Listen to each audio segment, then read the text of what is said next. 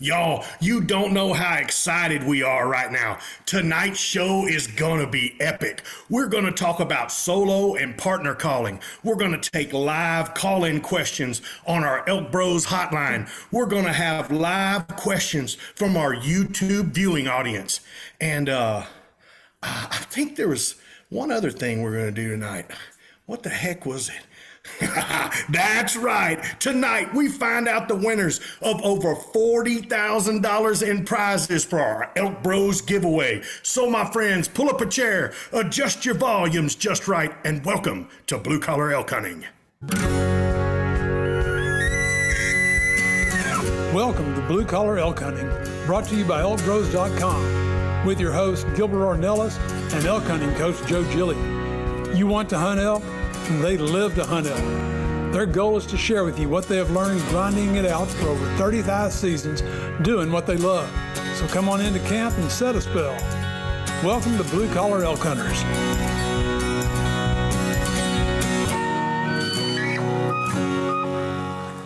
Hello there, everyone. If it's your first time with us, glad to have you. Hope you enjoy the show. And as always, for our blue collar hunters following our show and grinding it out with us every week, welcome back to Elk Camp. And welcome to our Hunt with the ElkBros giveaway winners show. 6 packages. That's 6 packages, over $40,000 in prizes. It's a live show, y'all. Here in a bit, we'll be taking live caller questions too. So y'all come on into Elk Camp and let's rock this house. I'm Gilbert Ornelas, and joining me from tonight's crew is the leader of the Venezuelan Mafia, Mr. Luis Gonzalez, the Northern Don of the Mafia, Manano Graterón. We've got the legend in the house from Cuesta, New Mexico, Mr. R.C. Knox. And we've got your elk hunting coaches, the Ninja, Leroy Chavez, and WWJGD is in the house, Joe Gillia. And I want to welcome our giveaway partner from Springfield, Georgia, the owner and founder of Drifter Trailers, our brother, Mr. Steve Harrell's in the house tonight. Hey, Steve. Hey, Steve. Hi, guys. Steve, Thanks for having me. This is the first time you got to meet everybody. Yes, sir. This is cool. This is cool. Yeah. Well, it's a wild crew, brother. So we're gonna have fun tonight. That's for sure. And you're a big reason why, Steve. We can't thank you enough for all that you've done for us. Exactly. Yeah. Well, I thank you guys for what y'all do too. I mean, that's why I'm here. It's for what you guys do. Yeah, We I've been trying to appreciate figure your that out, generosity. Steve. Yeah, I've been We trying appreciate it. it. Like, why are you? I mean, okay, all right. The looks on a couple of us, maybe, but That's right. I thought you would pay for my fuel for my truck if I said I like you guys. I'm here for the gas money. so tell me, Steve, what even drove you to, because I get an email, and for the people that are watching this, guys, first of all, welcome everybody. Let's see, we got Albert Guy, Joe Grosset, Jason Schultz, Ryan The kid is on. Smith, Joel Steck. We've got Bryson. What Bryson? Rick Grimes. Ed Morris is on here. Hey, Ed, all the way from Kentucky. Cody the Kid's on. Jonathan Scott up in Idaho. Vince Martinez. Man, welcome everybody. But for you guys that are watching, I get an email out of the blue that says, I'd like to partner with you guys and donate a camper to the ElkBros. And honest to God, you can ask Gil, honest to God. Yeah. I put it over. It was one of those things that you kind of put in the junk mail because I was like, man, this can't be real, man. And I don't know what happened. You know, we always say there's a reason for everything, right? So, Yeah. man, all of a sudden one day I came across it again. It must have been, I don't know.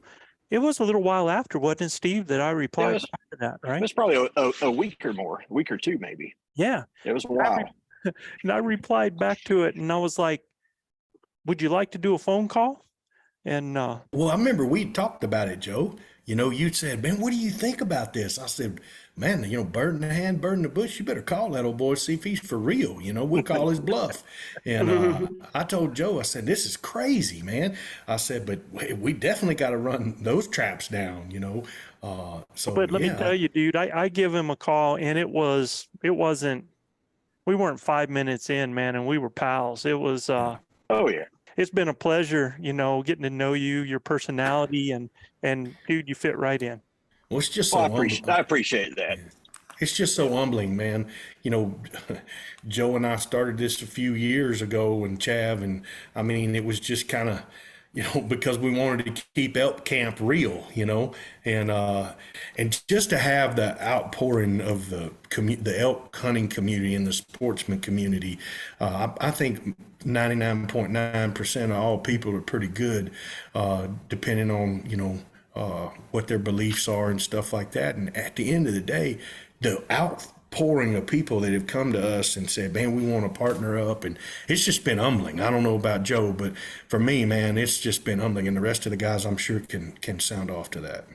I appreciate you guys taking me in on it. Yeah. So No, we I think appreciate it's going to be you. a lot of fun. Yes, Well, sir. So I'm going to tell the same story. You're very humble, Steve. And but we had a good time talking yesterday, and you were taking me on a tour around the shop. And I tell you what, whoever gets this booger is going to get a solid piece of equipment that's going to go the long haul. Tell us just a little bit about the camper, man. Well, I don't know really what to say. I mean, like I say, I can't promote myself. I'm not good at that. So I'm going to be the other guy. can. I've got an aluminum trailer, and I want to tell you, man, my camper trailer, Mr. Harrell, is a one-piece aluminum top on it. Oh, I've been told that before. Yeah. Yeah. We built this trailer out of necessity. My trailer caught on fire twice. A commercially made camper. No one would build us a trailer the way we want it. So we built it, and we just make it better and better every time. I mean, everybody in this group could actually stand on the top of that trailer, all six of you guys, and it's not going to cave in. Wow. We have the strongest chassis in the market, the toughest bodies. Plain and simple, it's the best trailers. But Are I don't you like to say sure that. all six though? Maybe five of us. Yeah, maybe five. Guys are horrible. Steve, don't let them do Hey, that. I didn't to say us, which man. five, Beto. Don't be taking offense over stuff I haven't said. Yeah, we can get somebody to stand on the edge. I mean, it's real strong at the edges. I might No, push somebody off. Hey, well, all of our listeners out there, which of y'all going to win it, man? Let me see. Yeah, come on. Yeah, I want to see some clapping hands showing who's going to win this thing tonight, man. Sure. It's going to be you, Troy. How about you, Bob? Charlie Newberry, I know he's already saying he's going to take this thing, man, but I don't know. It's going to be interesting. It's going to be very cool. Hey, what I want to do before we get going here, because I know a lot of people are coming in because they want to be able to see who's going to get that prize. But what I'm going to do is I'm going to set the goals of tonight's show. First of all, first goal tonight, man, is we are going to give away thousands in incredible prizes. We're going to pick us some winners tonight. Second, we're going to talk about elk hunting while taking live caller questions. There they go. There's the hands. They're popping up. We're going to take live caller questions from y'all tuning in on YouTube as well. And we have a couple ElkBros Mailbox questions from some listeners on solo or partner calling. Now, for you guys, we're going to put this on here. I'm going to actually type it up, 505-585-2573. And if you'll do me a favor, Manano, every now and then retype that so people can see that phone number, because that's going to be the call-in number for when we have the live call-in, just so they can continue to see that number. So Manano can handle the numbers in English. In fact, iOS. You should be in charge of logging them questions for the live chat on Trying to YouTube. keep up, man. The guys are all fired up, I know it, man. chatting They away love and getting to know each other. And Hey, man, I saw understanding where the their Gila Ridge competition. Runner was on here. The Gila Ridge Runner's on there, bro. That's one of our elk hunting coaches that works with the Hunt Wars guys. And man, Eric, we love you, brother. Yep. Thanks for tuning in for sure. So what do you think, Steve? Should we start picking us some winners, man? Heck yeah, man. Let's get the Wait, party wait. started. It's my do it. The bedtime. party started. So I don't know. I was kind of thinking we could go through the questions and save all that for later. Yeah, I'm down. Whatever you want to do, Joe. All right, guys, let's start picking us some winners. And what we're going to do is we're going to talk about, each of us has these prizes that we're going to give the prize package. I get to do the first prize package. That's our 6th prize package. This one has our Western Hunt Fest event pass for 2, ElkBros hat and tee, ElkBros signature call pack, which is 1 grinder and 1 sugar. And I tell you what, man, I hope whoever gets this isn't somebody that's been, because man, we sold out of grinders and sugars, man. I don't know how many times. So there's a lot of people that have those out there. Got to leave enough for us, man. Yeah. Yeah. Hey, man, Troy, for thank you sure. for that compliment, Dan. That's awesome. All right, so what I'm going to do is I'm going to share a spinner, and here's the rules of what's going to happen. We have people with multiple entries. So when we spin that wheel, whoever wins, that particular entry will be taken off, but the rest of those multiple entries will stay on. Okay, so only that entry goes off. So somebody actually could win multiple prizes on this. It's hard to see the names now because I think the last time we communicated, guys, how many entries did we have on our last show? Oh, man.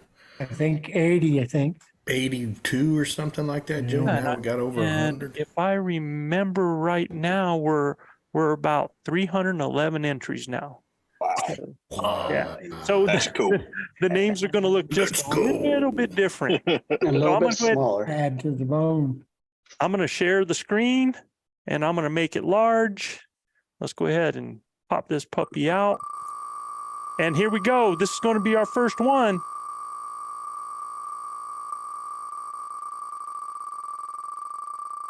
Making history right here, boys. This is the winner for the 6th package. And I'm sorry, I'll enlarge it better next time.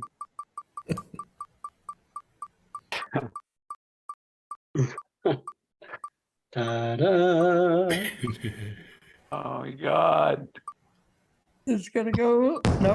There it is. Jacob Duran! Jacob Duran. Winner, winner. Yeah. Good dinner. Jacob Durand is the winner. Jacob Durant. 6th prize package. Yeah, let me Yeah. go ahead and make this puppy just a little. Is that a little bit bigger for y'all now or no? Yeah, it's a little bigger. Okay. Yeah. It's just that's a lot big. of names, which is great. There's a Yes. whole bunch of names on there. Now, I can't see because I'm doing this. I can't see the chat going on. So you guys are going to have to, kind of keep an eye on what's happening with that. Now, who's got the next package? I got the number 5 prize package, All right. and it includes the Beast Mode Archery Event Pass for 2. And Joe can expound on that a little bit more after I read the rest of the prizes. You also get an ElkBros hat and tee, ElkBros signature call pack, which is a grinder and a sugar. So, Joe, exactly what is the Beast Mode Archery Event Pass? So Beast Mode has the King of the Hill event that happens in Wisconsin. So this pass is for 2 people to that event so that they can go compete over there at this event in Wisconsin. This is also a transferable event. So if you win it and you're not able to make it, you can find somebody else that can make that. Okay. 5th place. Let's see. Now I'm seeing something here. Congratulations, Jacob. Congrats, man. Everybody, Yeah. look, everybody's being real nice right now because, man, Until the last prize. To the last be some prize. haters. Exactly. And then, yeah. Yeah, they may or may not have gotten rid of their competition. One person, anyway. One And person. Steve, I want to tell you too, dude, we like to think that everybody really went as bonkers as they did over this because they wanted to come hunt with us, right? Yeah, that's the only reason. I like you, Yeah. man. Camper. I like you, dude. All right, here we go. Let's share and let's get ready for the next one. Here we go.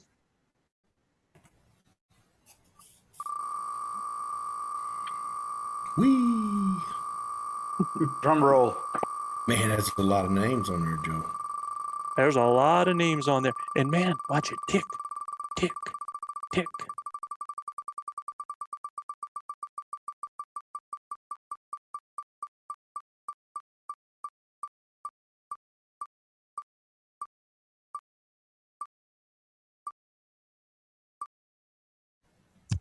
Boom, right there. Cody Man, it's too Didier. cool. We got Cody Didier. Cody.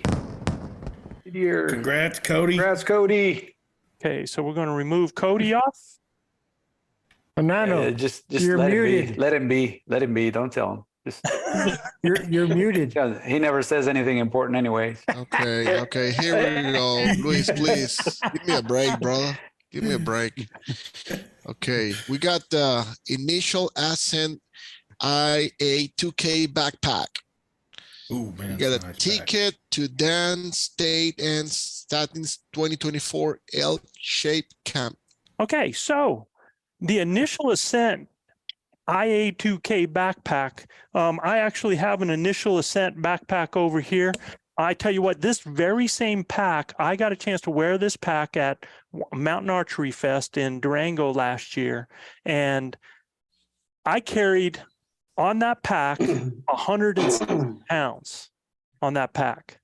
And I mean, just incredible. And it was really, you know, we wanted to have a top-notch pack, not only as initial ascent, just a top-notch product, but the people are top-notch. And I'm not saying there's a lot of great companies out there, incredible people, but I tell you what, I really am excited about who gets this. And then, you know, I reached out to Dan. If you don't know about elk shake cans, then let me tell you what, in the elk hunting world, an opportunity, this is a ticket to go to one of Dan Staton's elk-shaped camps that take place in 2024 in different places across the United States. You'll be able to That's pick amazing. that. And that's well over $1,000 for that ticket to go to this camp. And you will be taught and coached by some of the top experts of elk hunting in the industry. I mean, it's just incredible. So we have that. The Game Changer Killer Combo. Oh man, my guy Freddie has the Game Changer. And man, I have mine with me right here. I love the Game Changer. It's just a small grunt tube that you can really do things to change sounds. Use one side to be a little louder, the other side to be a little bit muffled. When you want to change that voice out there, instead of going through the big tube, it is super, super out there in the field. And then we have our ElkBros edition native by Carlton external cow call. Look at this. Yes. Let me put that up there. I don't know if y'all can see that. Yes. And Nice. They sound so good, Joe. Oh man. I've got one of them, and I'm telling you, that thing whines like you wouldn't believe. That's Manana's using it. And it actually has ElkBros engraved on it. Mark It made does. this for us. That is too cool. Real- I it is love. Very Is that the ElkBros certified stamp there on the top? Yeah. No, that's a custom. That's his thing on top of it there. Oh So yeah. It kind of looked like it is. It's a little blurry, but it kind of Yeah. looked like that. yep. And then you're going to get the signature call pack of the ElkBros. You get a grinder and you're going to get a sugar to go along. And let me tell you, man, people are loving the sugar, dude. So that's real exciting It's a great to call. see that happening. All right. So let's do this. All right. Go RC. Click, click, click, click, click.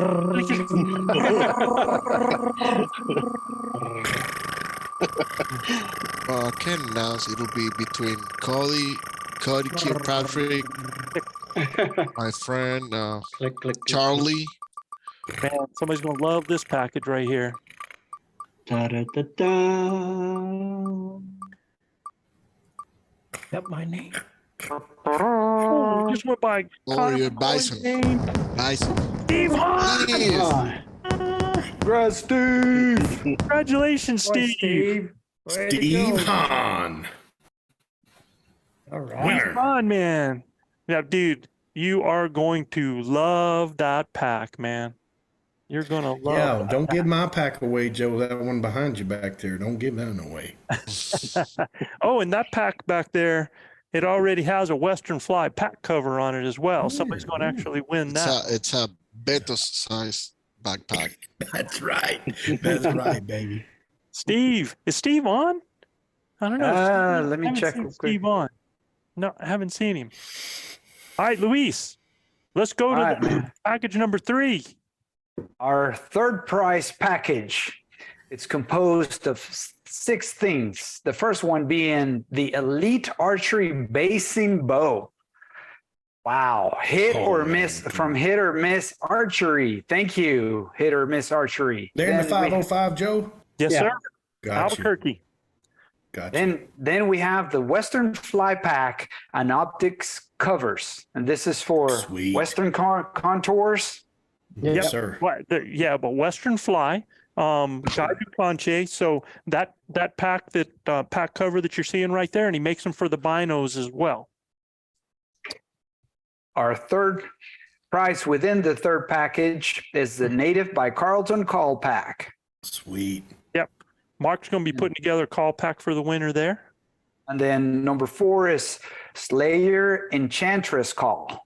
Man, look, if you have not seen the Slayer Enchantress, the sound, well, let's see. RC, you got a chance to hear it. Chav, you got a chance to hear it over there at the Whittington Center, right? Unbelievable. Yep. Yeah. Produces a nice sound and it's pretty simple. Is it an Real external call, simple. Joe?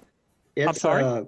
Is it an external call? You know, it's not a So, it's not a diaphragm. If you were to see it, man, and I've had it advertised and everybody show it, get a chance to go on Slayer, take a look at the Enchantress. It is an external call that's on a grunt tube. It can be detached and used by itself for doing cow calls. But what it does is it uses a diaphragm call with a finger pressure. And buddy, the sounds are daggum believable. It's like cheating. Wow. I mean, It's if like somebody cheating. struggles, if somebody really struggles with a diaphragm in their mouth, this is a top-notch call to get right there. I mean, Gotcha. blown away by it. It's pretty cool. And, And go ahead. and then number 5, we got the Game Changer GC Call and Holler. So it's the GC that I talked about before, and the holler is something that actually attaches it to the pack so that you have it there. And last but not least, the ElkBros Edition, Native by Carlton, External Cow Call. So cool. Somebody's going to get a sweet bow. And let me tell you what, I've got to thank Neil and Julie over at Hit or Miss Archery Definitely. to have done this and to put a bow in this package was just super. And they are just incredible people. They're always doing things for the community. They support so many shooters that come from Albuquerque and areas around Albuquerque in New Mexico. They go shoot all over the nation in competitions, and they are lit, man. They're always bringing back the prizes, man. They bring the medals back home. So Hit or Miss, what they do for the community, what they do for archers, and what they do to support folks like ourselves is just incredible. So if you're in Albuquerque, go look them up. Go down there and thank them. Go shoot on their 3D course. Purchase some items from them, and their techs are second to none. All right. Seems like they hit more than they miss. A bit of the dad joke right there. That's sorry. Daddy joke. That's all right, bro. Okay, we ready? Here we go. Spinning the wheel. Let's go. For price number 3, or yes. Yep. Prize package 3. Make this sound. The third place prize package.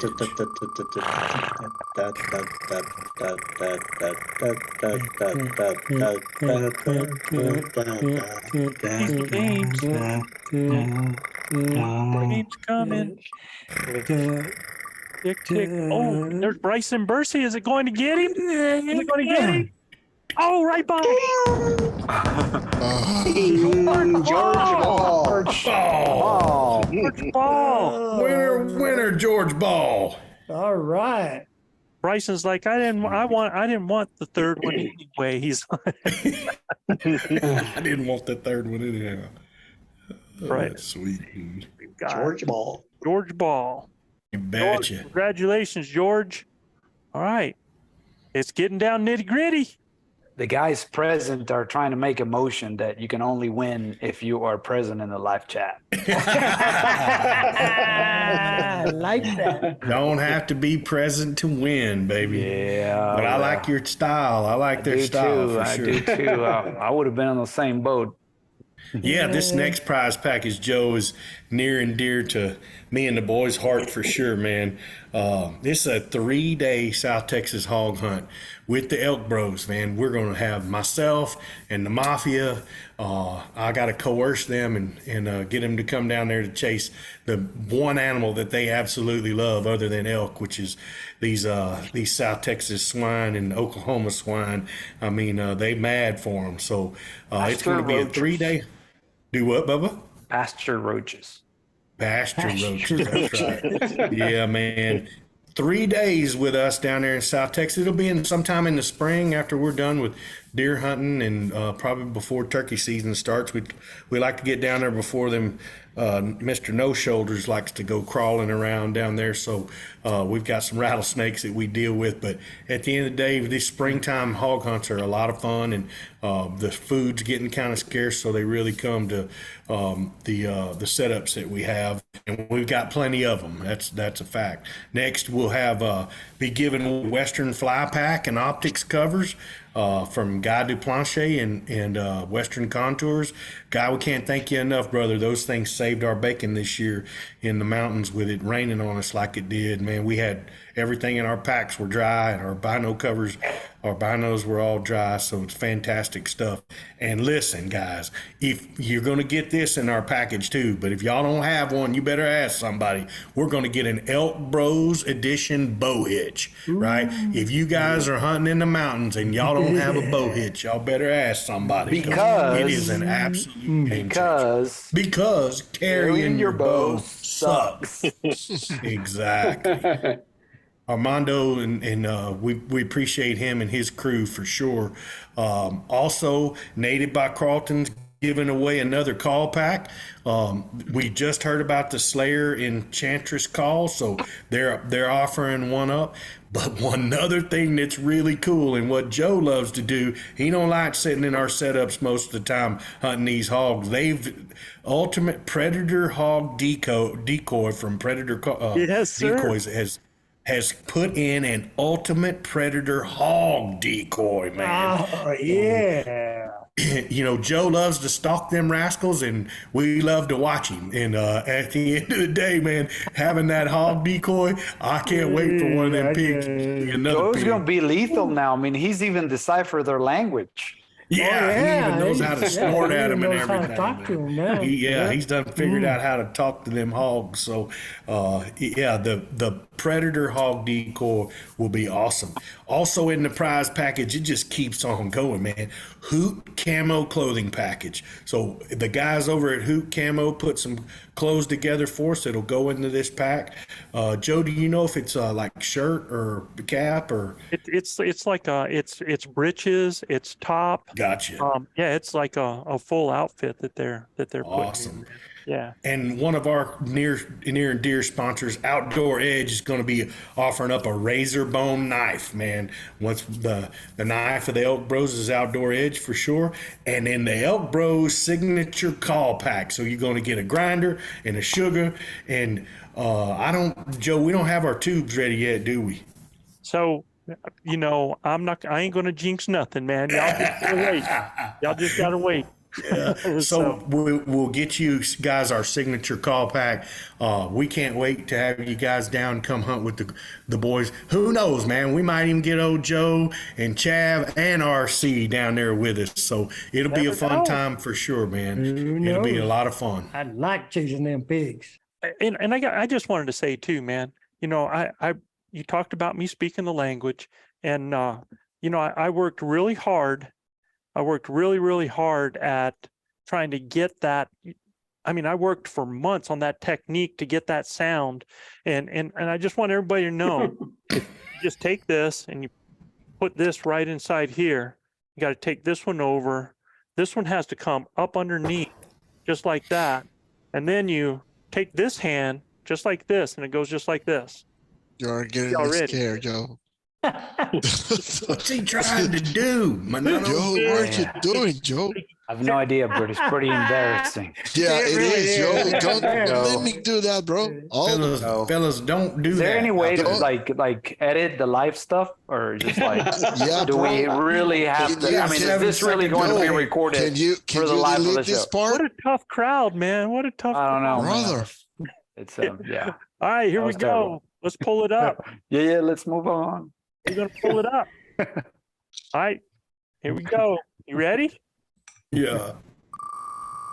This is package number 2, Hog Hunt. Package number 2. I'm looking at this. Come chase them pasture roaches with us, Wow. fellas.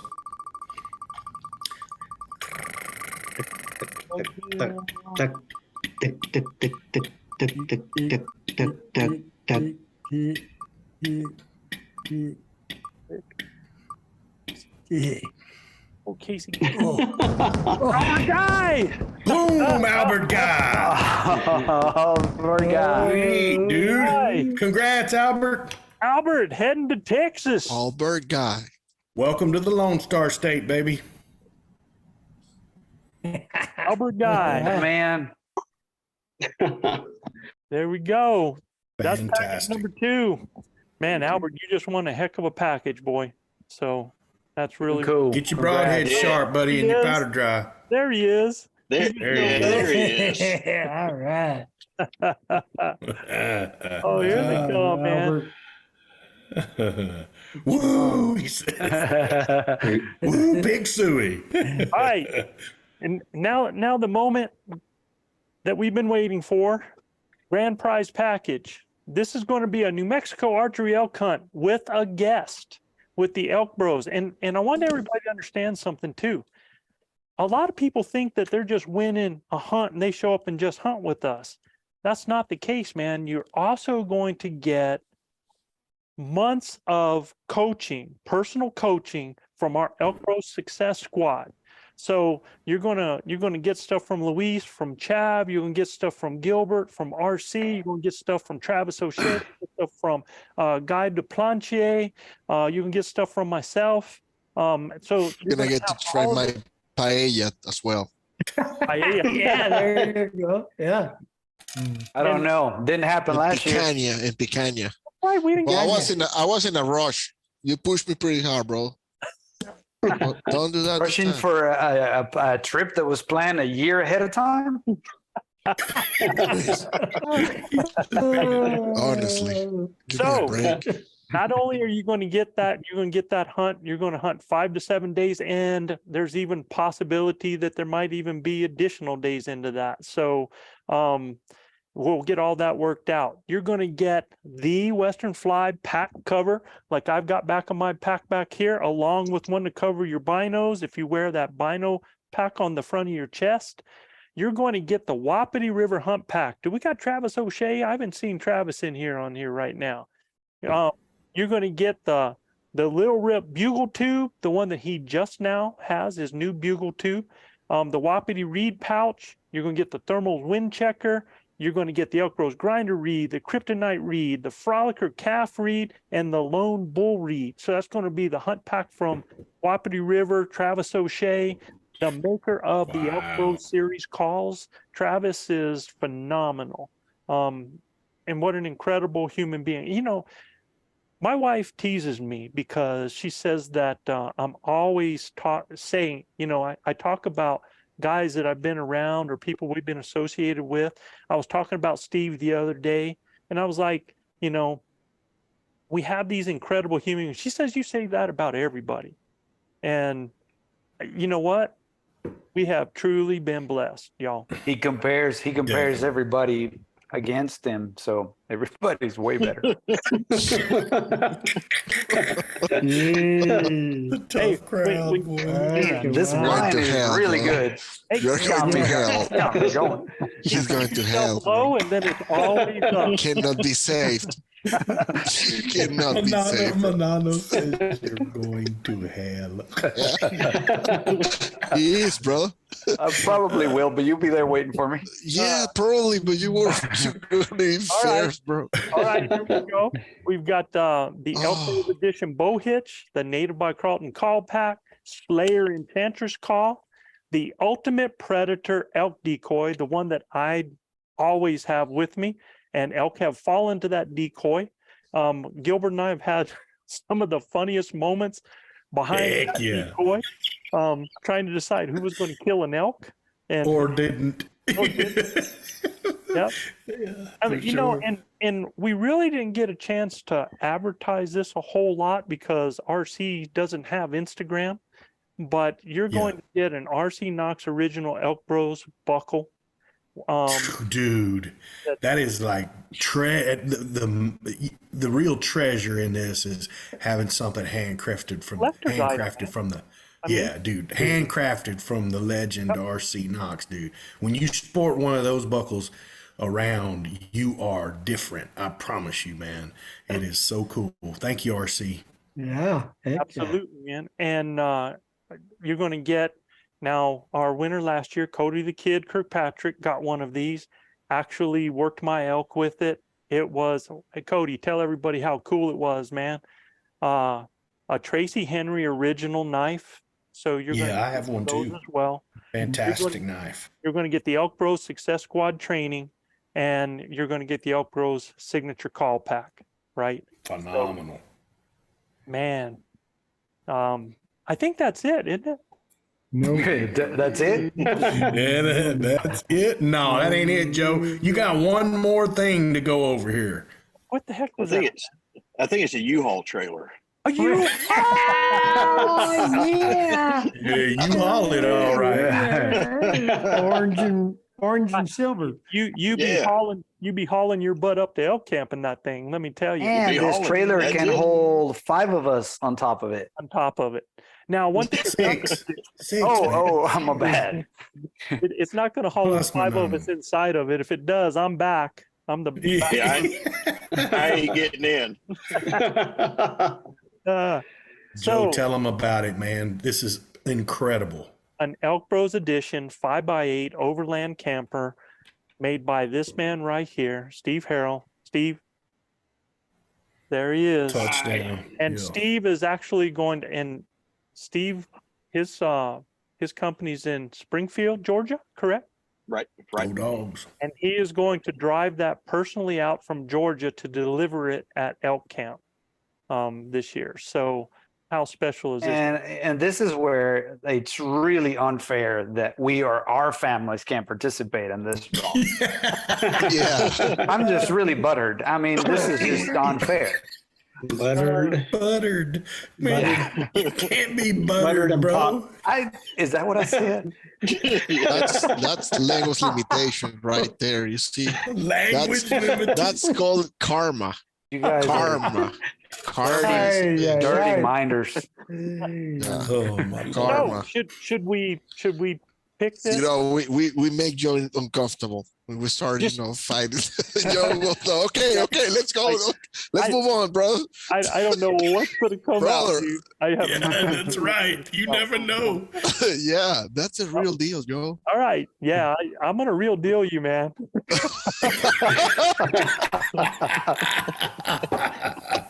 Okay, get it. Wow. Oh, yo. Steve, we Okay. can't thank you enough, brother.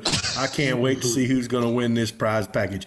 But it is topped off with one of the coolest campers. Steve, let us know why you started Okay. building these to begin with. My factory built camper caught on fire twice. So Yeah. we went a route that don't catch on fire. We Yes, wanted sir. to build one that didn't catch on fire. So that's what And led you- into it. And you pretty she's well gonna build- take this thing wherever you want to take it, right?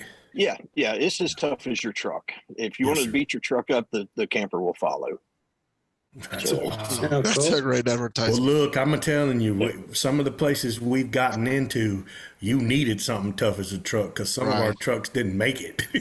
Oh yeah. You know, so it's This is- pretty tough going in some places up there in the mountains. This is an ElkBros edition that'll have our ElkBros logo on the side of Oh it. my gosh. Right. It's going to have spare tire on it. It's going to have an awning on it. What else is it going to have on there, Steve? The smiling owner. All right. Sure. Yeah, I like that. That's for sure. Yeah. It won't I don't catch know. a fire.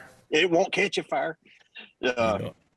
Maybe whoever wins it wants to customize it more. We'll go that direction too. Let us Steve, share. you get to say, spin that wheel. Spin that wheel. Come on.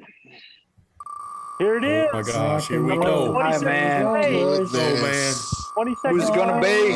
Unbelievable grand prize Is it winner. Keep it gonna spinning, Joe. be? Keep it spinning for like Yeah, 3 spins. bro. Yeah, 3 minutes or something like that. Oh my gosh. Tick, tick, tick, tick, tick, tick, tick. Charlie, we need that camper in Oklahoma, brother. Please share with us. Here it comes. Here it comes, baby. Here it comes. And Kevin Kevin Duro. Darrow. Doro. Oh my! Wow. Kevin Darrow. Congrats, Mr. Darrow. My new Congrats, best Mr. friend. Kevin. My new best friend. Yeah, our new best friend. Our new best friend. On each side of Kevin Doro, I don't know if I should do this, man. I don't know if I should even say this, but on each side on one side is Jonathan Scott and on the other side is Casey Gamble. Wow. Wow, man. They don't even want to know that, Joe. I couldn't believe you said that. So Hey, close. Scott might slap the lung out of you, dude. Kevin Doro, man. Kevin Darrow. Yep, we will be getting a hold of you, Kevin. Yeah, that's awesome, man. That's huge. Yeah. And to everybody, look, honestly, sincerely from the bottom All of of my us. heart, man. Yeah. From all of us, this has been so much fun, so exciting. Steve, thank you. All of our sponsors, thank you. All these people that took part in this. Our goal is not, we want to do this again. Will we be doing this again, Steve? I'm in. Absolutely. I'm in. Let's do it. Absolutely. Wow. Absolutely. Got a commitment for next season 2. That's so awesome. Thank you so Wow. much, Thank you, Steve. Steve. And Thank y'all, man. yeah, that's very, very cool, man. So Unbelievably excited, man.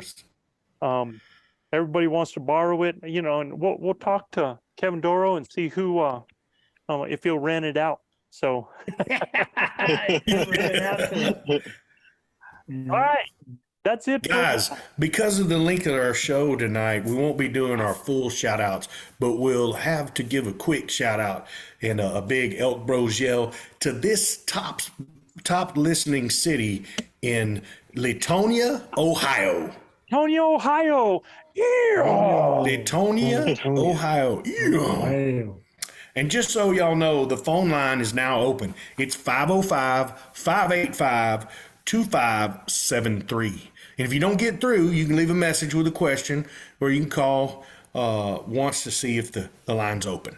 Yeah. Also, I just want to give a reminder too. Next week, we'll be spinning this wheel, the Elk Bros Spin a Winner wheel, we call it, for both the Whopper Yeah. River and Signature Elk Bros diaphragm call for those folks that leave us a review on Apple Podcasts or leave us a comment on our YouTube channel. Remember, you have to include your name and where you're from. So, guys, tonight's topic is going to be, we're going to be talking about questions concerning partner or solo calling, or if any of you have a question that you would like us to talk about on elk hunting tonight, this is Q&A time. If somebody's going to want to call in, they can call in as well, and we're going to do it that way. All right?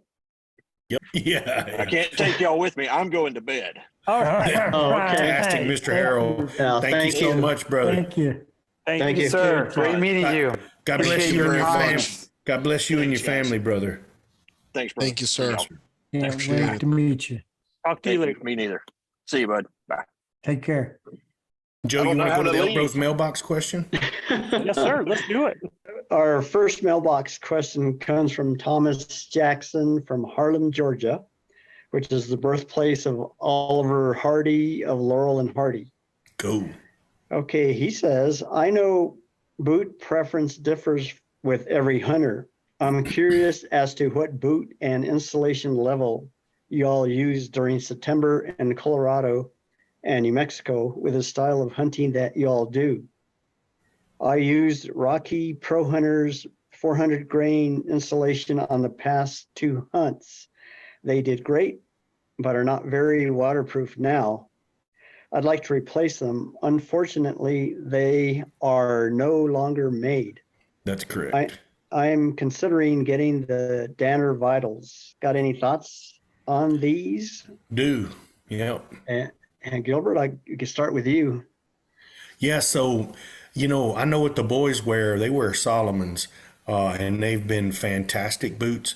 I wear a North Face, a smaller pack. I don't wear a lot of insulation in September. Now, look, I always take 2 different pairs of boots with me, sometimes 3. Just depends on what I know what the weather's going to look like. But I'll have most of the time I'm wearing an uninsulated Gore-Tex boot, right? And the North Face Hedgehog Fast Pack 2 is the boot that I've been wearing the last 2 years. They're super light, very waterproof, and they take an absolute pounding. If you'd have seen what I had to go through this year in these rock slides, any other pair of boots I'd have been wearing, they would have been torn to shreds. I wear those, and I wear a pair of Crispy Idahos, and they're a fantastic boot. They do have 400 grams of insulation, but the most important thing for me is having a Gore-Tex bootie, right? A Gore-Tex inside sole that will keep my feet dry, not only from the weather outside, but also let my foot breathe so it doesn't get wet on the inside. And I wear a really good sock combination. I have used some Smart Wool and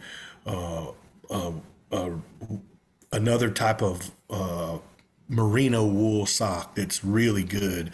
And I'm I think it's a First Choice sock that I wear, and they're phenomenal, and they're great on your feet, right? And I know the boys wear Solomon's too. They're fantastic boots. I'm actually going to buy a pair of them to try them this year. And I know Joe will tell you, man, I don't wear no boots.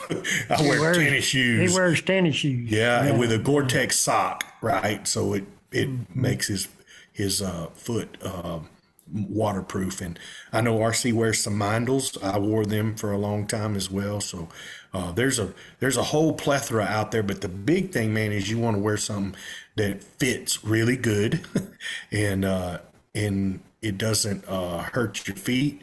Doesn't hurt your feet. Like I was, he made a comment about Danners, and I'm not going to kick Danners, but I don't know if it's my high instep or what, but I bought a pair of Danners and tried to use them, and they actually crippled me. I couldn't wear them. I got me a pair of Crispies, and I'm really, really happy with them. Yeah, and I have worn the Danner Pronghorn boot, which is a lighter boot from Danner.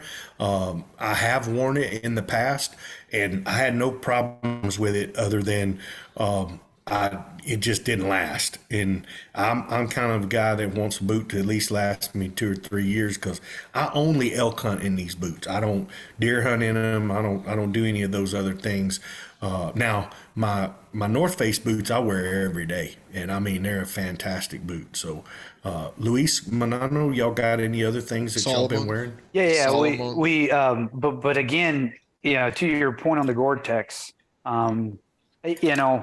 in my experience, and I may be wrong, I haven't had a lot of boots, but I feel Gore-Tex is more waterproof, and I feel like all the other waterproofs are more water resistant and wear off quicker, So, I mean, Gore-Tex is a technology that is used in different brands and different types of boots. So if you're looking for something really waterproof, I think definitely Gore-Tex will be my top choice on the waterproof technology.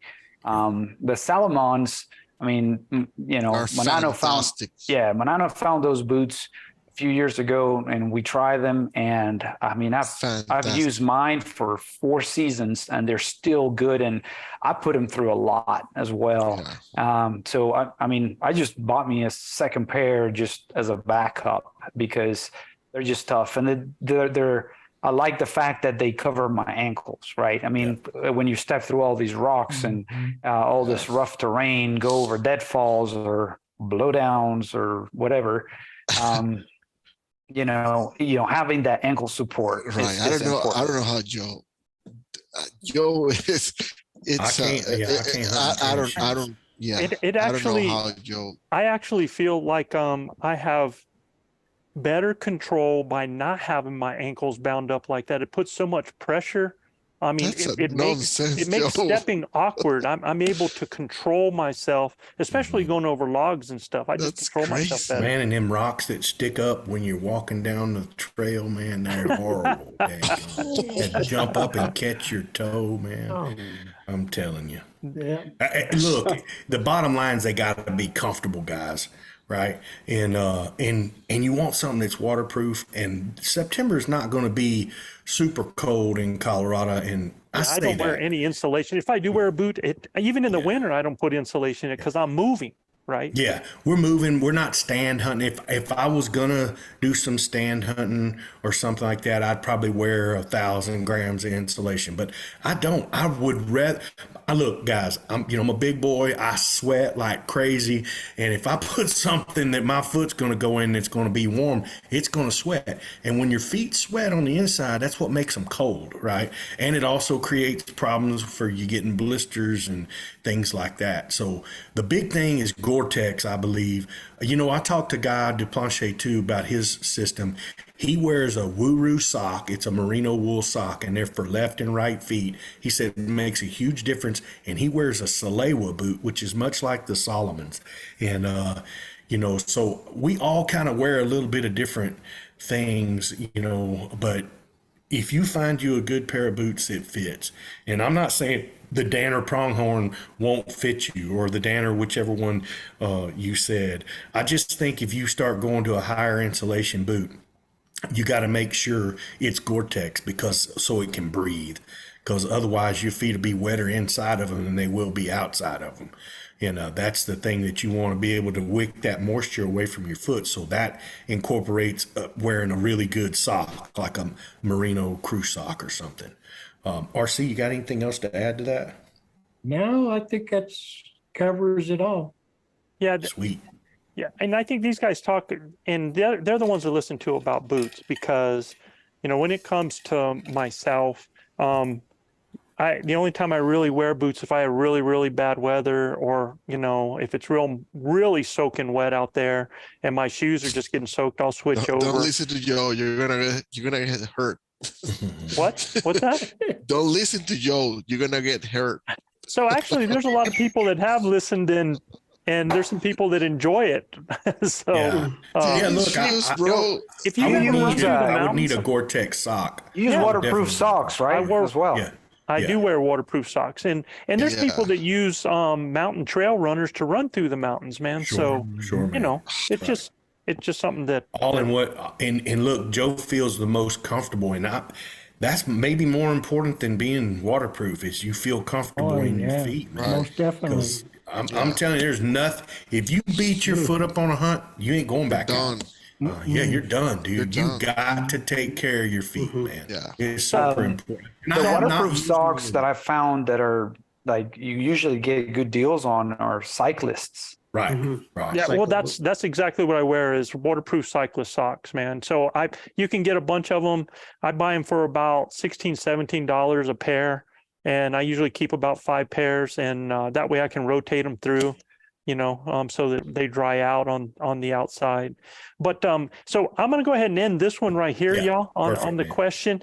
And we've got 2 things happening right now. I've got a caller on the line that we're getting ready to bring in, and also, after we get done with the caller that's on the line, we are going to spin the wheel one more time, because we're going to need to have a first runner-up backup in case something happens to our our first hunt. yeah, that's true. Wow. So we're going to be doing that as We're well. gonna have a stand-in. I thought, Does that- I does that thought make that sense? could be me, Joe. Yep. I thought it could be me. but- Last year's was Charlie. That's right. It was Charlie Newberry last year. Yeah. Yes, it was Charlie Newberry. Yeah, it's that's tough, man. Being the bridesmaid though, huh, Charlie? Yeah. All right. So we got Troy on the line. Troy. Go ahead, Troy. There he is. Woohoo! Hey, so first off, you guys don't need to spin again if you guys don't want. I'm already on the phone. I'll go ahead and accept it if you want to. Yeah. Nice try, homie. Yeah. Hey, well, Troy, tell us your complete name and where you're from, man. Yep. First name's Troy. Last name's Hayes. Born and raised in Southwest Nebraska. Currently live in Lincoln, Nebraska. My wife and I are chiropractors. We own a chiropractic office here, and just love helping people every day. I love to get out in the Elkwoods and love to get out in the Elkwoods in September. So There you go, Fantastic, man. brother. You got a question for us, man? scenario. This happened this last year. All right. And we were, me and my hunting partner we were down in the Gila actually, and it happened to be we were kind of one evening. We heard some bugles in the morning, kind of chased them, did some basically cow party stuff through midday, and just kind of went back and went back, kind of regrouped over lunch, came back out in the evening. And I happened to set up, just kind of sat down by kind of like a little creek that was coming down to basically a little bit of a water trough. I mean, heck, 5 foot in around maybe of where the water was. Mm-hmm. And as I was sitting there, I don't know, it was 4:30, something like that. And maybe about 5:15, I hear what I thought was a bedded bugle. And turns out, I'm pretty sure that's exactly what it was. So I gave a couple cow calls, and this bedded bugle happens again. And I don't know, he's literally right up the canyon from me. A little bit of time goes on. I keep cow calling. How far was he? How far like, was he, Troy? I'd say 150 yards, maybe. Okay. 200 at most. Okay. Close. So yeah. But I wasn't like cow calling, like, like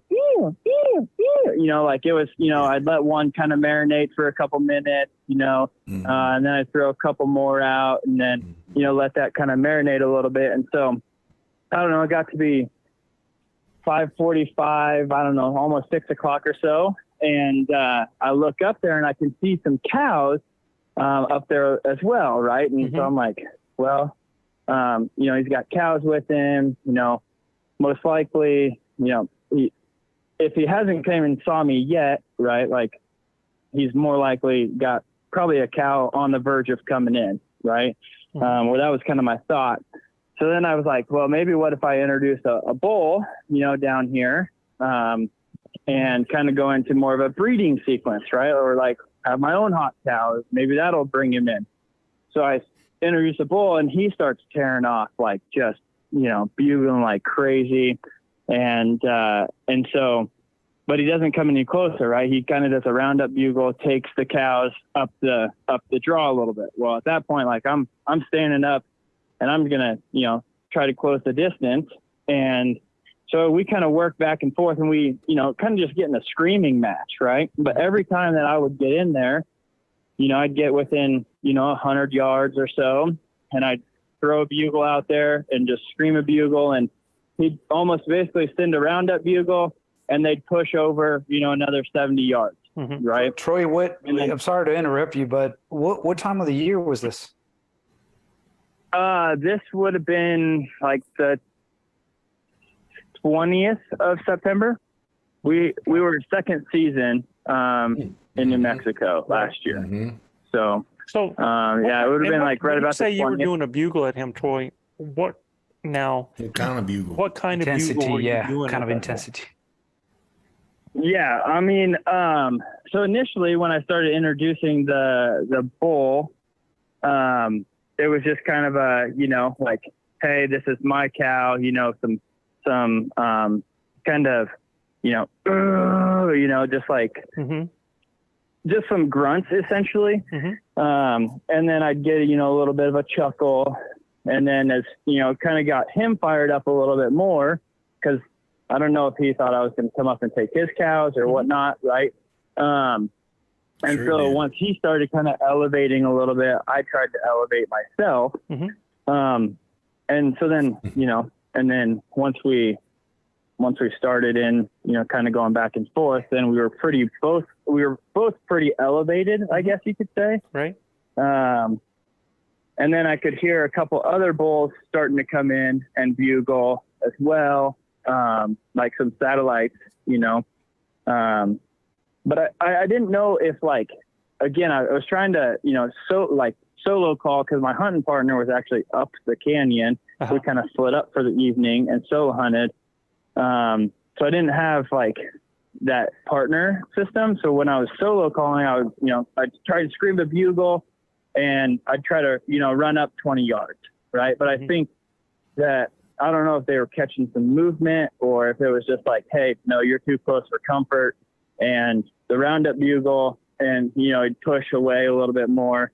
And then I think, so my question, I guess, is should I have potentially just sat there and waited at the water, and maybe they, not said anything and they maybe come down, or, be aggressive in that aspect? Because eventually throughout the night, they did cross the river, or cross the creek, I guess you could say. I don't know, the stream. Right. It kind of depends. It kind of depends on how it funneled down to you, as well. Yeah. And it could have been an option, dude. It could have been an option that if he bed bugled and then you gave some cow calls and he's responding, and then you see cows, I mean, that's an option, just because if they're already coming your way. And I think I would have used some calf calls instead of cow calls to pull those cows to me, because you pull those cows to you, you got that bull that's going to follow as well. And it doesn't take a whole lot, just a little bit of lost calf call, and then just leave it alone so they come looking, start coming your way. And as they get down, maybe the water does become a draw. I mean, I don't know what the thermals were doing. I don't know, how thick. Usually in the Gila, you can see a long ways in some of those areas, right?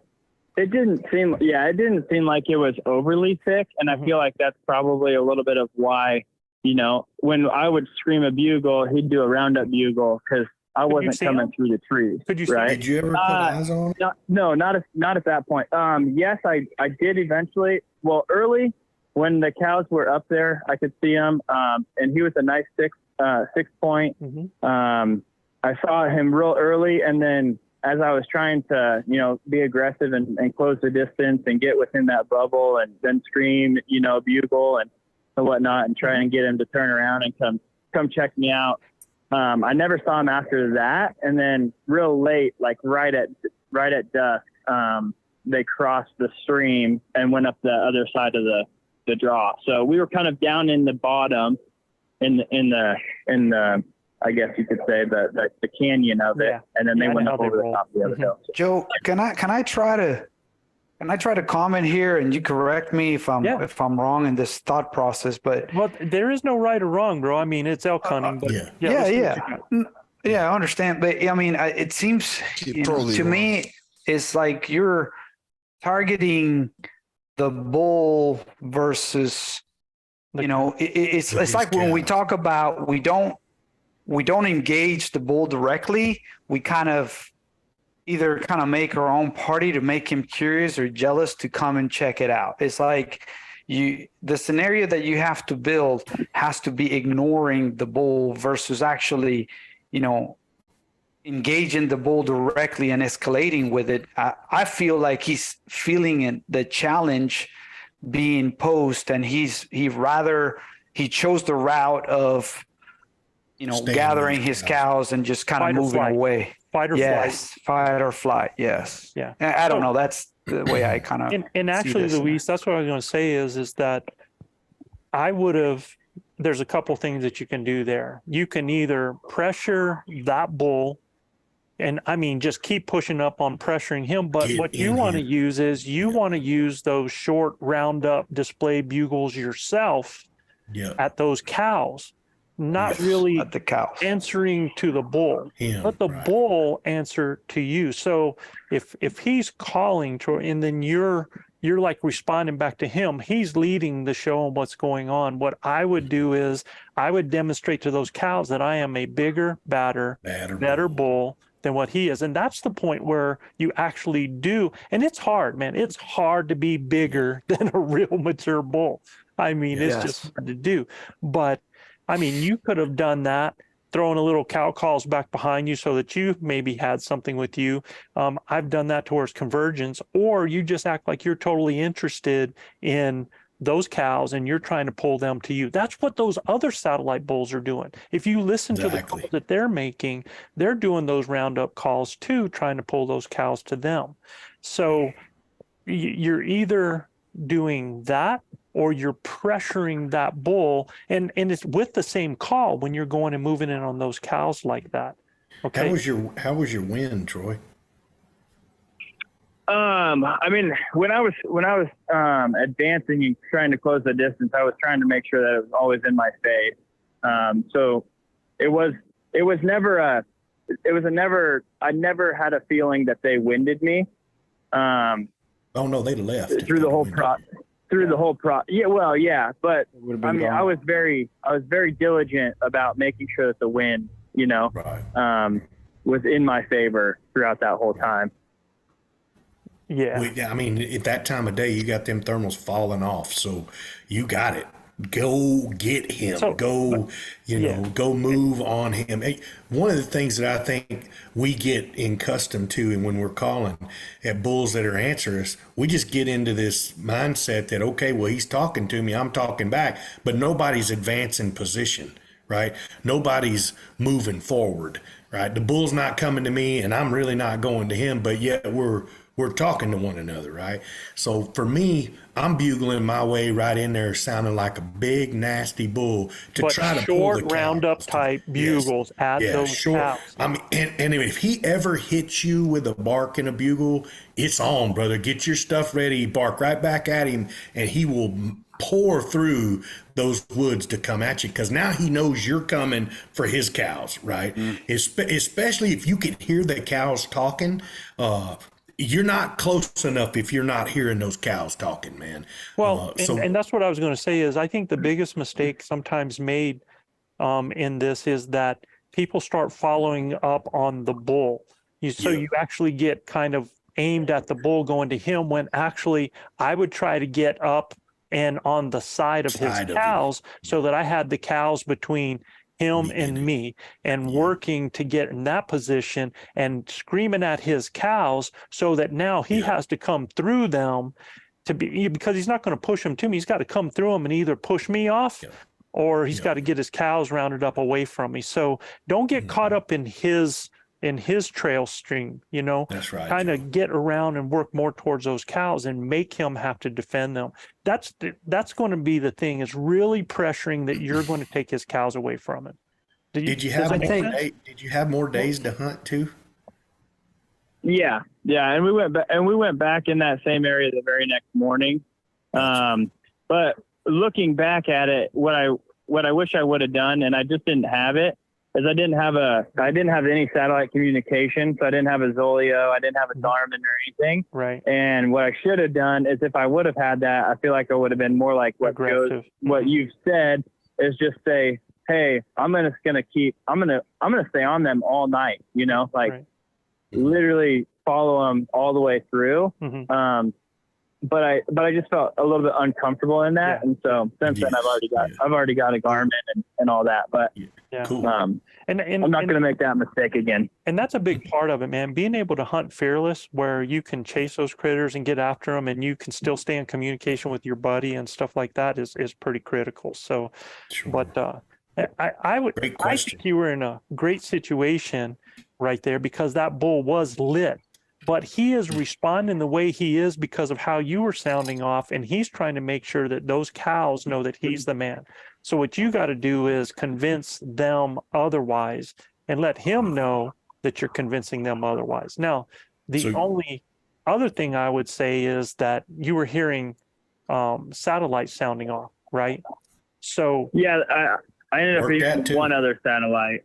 Okay. So an option there is now to create your own scenario as you're moving with that other group where you're a big herd bull and you've got some cows that are with you and you're making some of those sounds that, hey, you got the glunking going on, you got a few whines, and then you're going to do your roundup screams. You're going to do some raking, throw those out. Yeah, as you're moving along with them so that you're letting those other satellites know that there's another herd bull with cows. So if you don't get that actual herd bull, you can pull one of those satellites that he's pulling in as well. That commotion that you guys are making is a great situation, man, to bring in. Just keep playing it, as you're going with them.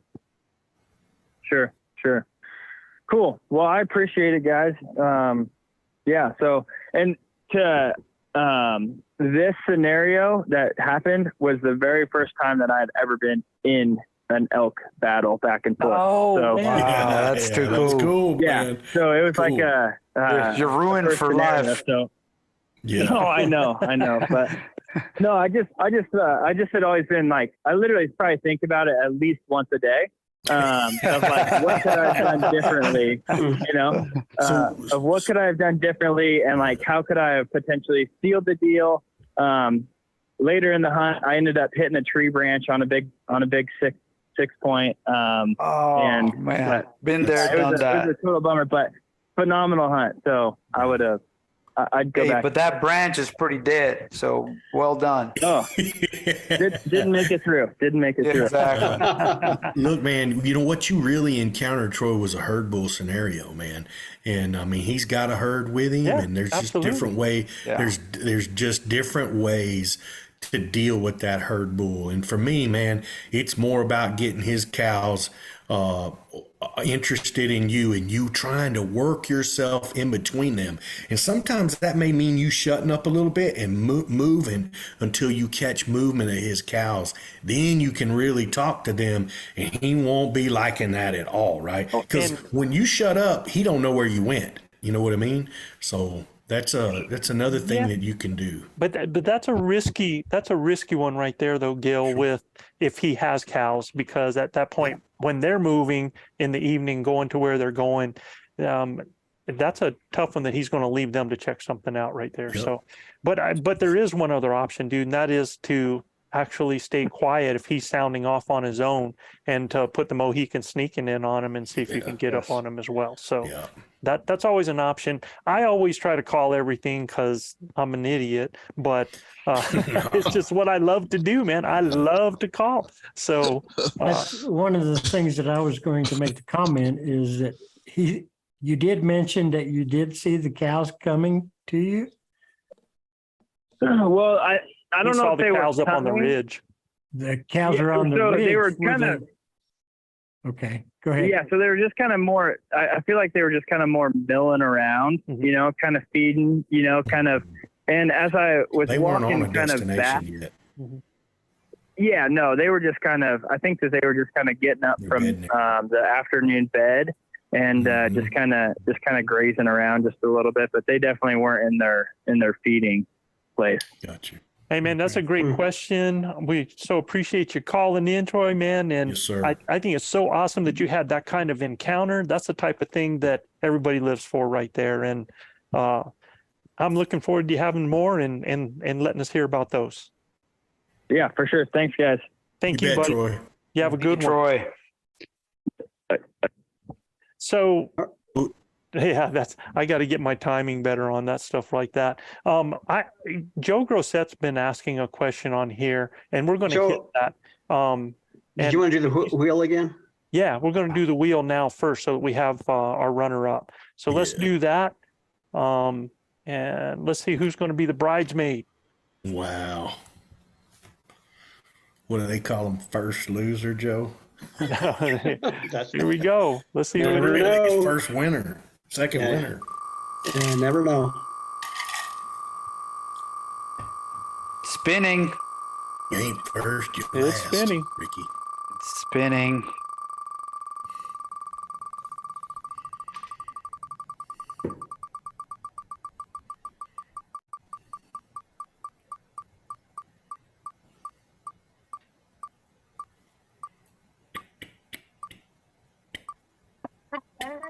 Still going. Vince Martinez. Vince Martinez. Vince Congrats. Martinez. I saw Vince Oh. here earlier. Alternate Vince Martinez. Sweet. I saw him here earlier. Vince, So- you are the alternate. That's our alternate, Vince Martinez. So, what was Joe's question?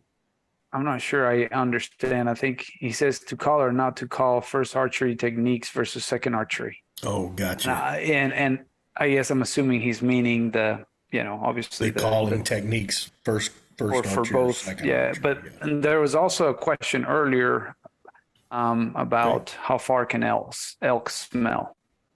A mile, Yeah. 2 miles. I don't know. They can smell Joe from a long way off, man, because that scent goes a long way. It just No, I depends mean- on how bad the wind is. Yeah. Yeah. Well, That's a and, good- and that's also the currents, the thermals, and everything else Thermals. that's happening in that. But yeah, they can. I mean, they'll smell you They can from a catch a half scent. mile away, man, easy. So, just depending on if it makes it to them, and it's just like currents inside a river. Yeah. If you've ever gotten in water, you can feel warmer sections in the water. You can feel Yeah. cooler sections as you get down lower. Some of those scents will carry a different way. And then you have the flow around those trees and the rocks, and you have actual wind that'll bend some of those thermals and stuff. So, and just if you're on the cool side of a hill and things start to go down and hits an open area that the sun's hitting, it's going to kind of pull that up and it can actually pop over them. So just because they're down there below you and your thermals are going down doesn't mean it's always going to hit them. You got to kind of take a look. Is there a wind coming or a breeze even coming from my side that's going to bend it from them? So And a lot of times in those canyons, it'll deflect, it'll bend the wind, The legend and I were stalking in on a really nice bull, big 6x6, and he had probably 10 or 15 cows with him. And we had the wind in our face the whole time, man. I mean, he's like, this is fixing to happen. I mean, we close the distance from 350, 250, 200. We get about 200 yards from them, and then there's some jack pines that we need to get in that are like 100 yards up there. We get to those jack pines, and I'll never forget it. That wind hit RC Knox in the back of the neck, and I mean, he looked at me and he goes, "Oh no!" And I mean, brother, the lead cow was munching on grass like nothing was wrong. The bull had no clue we were there. That lead cow lifted her nose up and never even looked in our direction, but that little wind hit us from the back of the neck. And I mean, she didn't even look in our direction. She took off so fast, and every elk went with her in that direction. And I looked at RC, and he hit his little wind snuffer, and it was in our face the whole time going down through there, man. It was so disheartening. So, look, they don't even need to know what direction you're coming from. They don't need to see you. All they need to do is pick up that scent, and it can go a long way, man. It can be carried down through those canyons. So you got to be real cognizant of which direction your thermals are moving and the wind direction. And it was so disheartening, man, because we had them right where we wanted them, didn't we, RC? Oh, yeah. Yep. Yep. Last jack pine 65 yards from that bull. And if I get to 65 yards in front of that bull, he's in serious trouble. But didn't happen. Got within 90, and then the old dirty wind got us, man. So I believe that that gentleman's name that sent that was Dan Gaber. Yes. So Dan, they can, as hard as that wind's blowing, it can go a long way, brother. Like Joe said, at least half a mile. If Joe's farting, it's probably gonna be. Oh yeah, it'll last forever. It'll last forever. I go across Babies, continents. man. Turn around, go the other way. Yeah. If we had anybody that could cook some decent food, I mean, Lord. We had that problem second season when Knox was the chef, man. We had all that gastrous problem. yeah, I didn't have any problem like that, man. Yeah. Oh, yeah. Hey, Grosset, he says more specifically, what techniques would you use in first archery as opposed to second? When we talked to the Expo, you said that they will be most vocal around the 3rd of September. Well, what I mean by that is that could be the 1st, it could be the 2nd, it could be the 3rd, Joe. It could be the 29th. But generally, you've had a lot of bulls that are working their voices. They're still palling up. You got the big guys that are splitting off. But man, if a cow comes in estrus, and it has happened, Chav, how many times has it happened, man, Gil, that we've had bulls screaming like 1st or 2nd, 3rd? Oh my God. Yeah. Yeah. Oh, yeah. Every time could I've happen. hunted with Joe, Yeah. on the first, we've had It seems like we have a rut that happens in areas early in the beginning of September, and then things will go silent for a little bit, 4th, few 5th, days. 6th, and then start to pick up again. It's just all about the cows coming in. But I always use the same techniques, Joe. I always do the same things on how I'm cast calling and how I'm using cow sounds when I'm doing that originally, because cow sounds can be both bull and cow. In that early season, I go with one singular, yeah, and let it marinate out there a little bit. I might, yeah, and then throw, yeah, yeah. I have had bulls respond to me from 300-400 yards away with nothing but that mew. And then I killed a bull in a park. It was in the dark. They were mewing back to me, never grunted, never chuckled, never bugled, mewed back to me. I worked my way into the gray light. As the light started to come up and I'm in the side of the trees, 3 bulls that were mewing came into the park. I threw a mew back behind me, and this doggone bull in front goes nuts, coming over, acting like a kid, jumping up and down and bronking and showing off to the other bulls there. 18 yards in front of me, I'm at full draw as he's bronc busting, just being a goof there. And he stops. I go, ew, turns broadside, done deal. And never a bugle once. Now, does that mean that it can't? Well, let me take it to another instance. Chav and I are going. We're coming over. I throw out the same thing, and I hit a bull that responds way off. Okay. I cow call back again. The bull bugles again, but this time more aggravated. I wanted to test him a little bit, so I threw a bugle back behind me, and he goes nuts. So Chav and I get set up, and there had to have been a hot cow because it lit up. There was about, 7, 8 bulls, Chav? About 7. Yeah. And one bull is a toad that's just going crazy with all these other ones around him. And they're thinking, hey, there's a hot cow, which there was. Otherwise, they wouldn't have been going off like that. I start, I move Chav up and I start challenging him with short, demonstration bugles, roundup bugles, raking, and just trying to pull him by Chav. And it just lit, man. We ended up calling in, and that morning, and was it the 1st or 2nd of September? And they just blew up, right? Yeah, I want to say the 2nd of September. Yeah. And they're going nuts. We end up having bulls run up into us. I've shot my bull and I've killed it, and Chav and I are talking. Here comes another bull that runs in 10 yards away and stops and puts the brakes on us. I mean, we're just laughing about it, and we're like, and so he goes off, and I had been talking to him, trying to turn him back. Here comes another bull because of all this commotion. Yeah. So I kill one bull right away at daylight that I'm trying to pull by Chav. He ends up jogging by Chav, coming to me. I shoot him at about an 18. 45 minutes later, as we're heading back to go get the bike because of all the commotion, I cow call and a bull barrels off the side of the hill because he's like, there she is, and comes down there, and Chav ends up taking that. We had 2 bulls down in 45 minutes on September 2nd. It was unbelievable before noon. So, how do I change my tactics? I don't really. It's just about what are the critters offering me. Now, what are they doing and saying? yeah.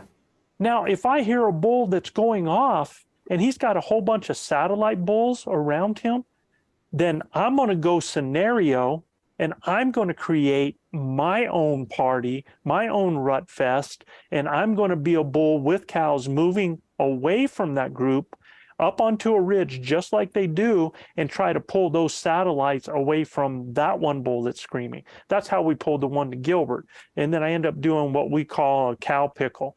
As we're moving up, I start coming back to that bull that was bugling as a lost cow going back, and that bull just came right up the hill to us. I mean, jumped a fence, came up the hill, 200 yards to us. So yeah, but he come from 3/4 of a mile away. He came from a long way. I mean, a long way off.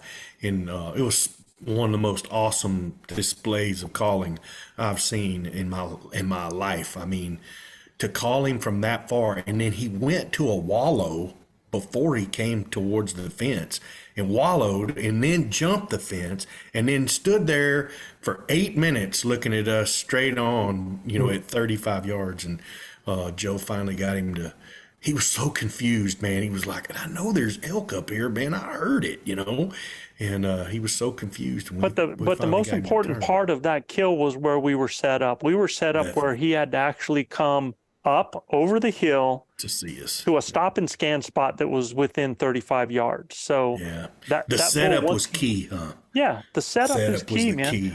I think so many of you guys, man, I think so many of you are in situations where you can kill more elk just by really thinking about your setup, by being in a position where that animal can't see you until he's in your killing range, whether that's with vegetation, whether it's with using the side of a hill up or down into a hill. So they got to come over down to you and you're within that range. You just got to think about that. If you're far enough from where that rise is and you hear a bull up on top of a mesa and you're 100 yards from where that rise drops down, you've just killed yourself, because that bull is going to come to that top, especially if you're hunting the Gila, man. A lot of those areas where those tall pines and there's a lot of open underneath, he's going to come over the top and he's going to look down there and he should see an elk and he doesn't, and he's done. You should have been where that bull, when he came to the rise, he was already within your shooting range. Okay. Yeah. So that's just something to think about.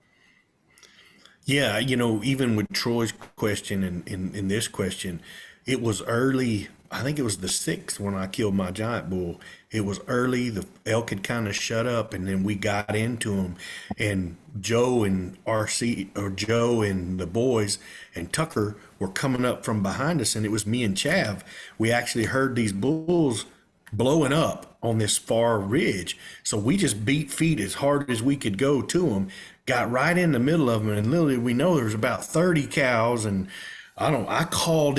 we called in 7 bulls that morning, right?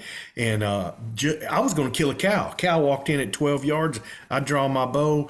But it is absolutely going bonkers. You can ask, wasn't it, Chav? Just elk sounding off everywhere. You were hearing cow talk and that was a crazy morning. It was unbelievable, but it had been so silent before that, right? Yes. We didn't have a whole lot of things talking, and all of a sudden and it is off a main trail. It was for you guys, because we were chasing them from behind all the way from like the moment we started in the morning. Right. We were just right behind them, chasing them all the way up, and you guys intersect them on the top of the mountain. We were completely unaware of it. And look, these were all really mature bulls, man. And they had a ton of cows with them. I'm getting ready to kill this cow. Draw back. Chav's actually behind me. He's like, look, I can't shoot that far. You push on up there and get right in there. And if something gets between me and you, I'll take him. I got up there, and this cow walks in. I draw on her, and I happen to look up. And I'd been talking to the bulls, right? But they just seemed like they were on their own time, moving with the cows. And we called that bull. I called to him. Cow called to him, and it just incensed him. It's like, look, girl, I'm right here. And he stood there at 70 yards, kind of stumbled, and I sent it. And that was the biggest. But right after that, I called in 2 more bulls for Chav, and his bow malfunctioned. He had that riser, your cable guard blew up off of his bow, man. Yeah, and I mean, that bull was at 8 yards. He draws on him and pow, the arrow goes right underneath him. I'm like, oh no. But the technique we used was, because the bulls were pretty silent at the start, we just worked our way up in there in the middle of them. And that's a good point, though, that I want to bring up, Joe. That is one thing that does change, is that I am expecting more bulls to come in silent there at that time, just because of the nature early season. You know, a lot of them are going to come in to check things out, especially because during that time, I got to sometimes use scenarios to pull them into me that I'm going to actually act like a bull a lot of times, that I have a hot cow or I'm tending a cow, and they're going to come in silent to check me out. The bull I killed this last season never made a noise, man. And, you know, Cody's with me, and Cody got to hear the scenario, man. It was just like a little breeding sequence that I was using, just trying to pull him in from their bedding area. The cow pulled the bull to me, because the cow heard what was going on and thought there was a better suitor than the age class bull that she was with. So she's coming to me and he's following, man. Nothing better than a live decoy, baby. Yep. And never made a sound, man. So I hope we answered your question, Joe.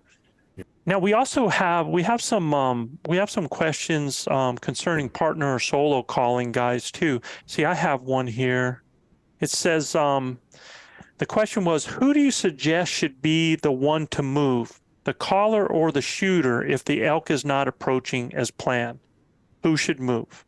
I guess there's a few variables in my opinion there, Joe, and I think it depends of where the elk is at, and then what our wind's doing. Yeah, what the wind is doing, and you know, if the elk is close and the shooter's already just is set up and has got shooting lanes, to me at that point the caller should be the one steering.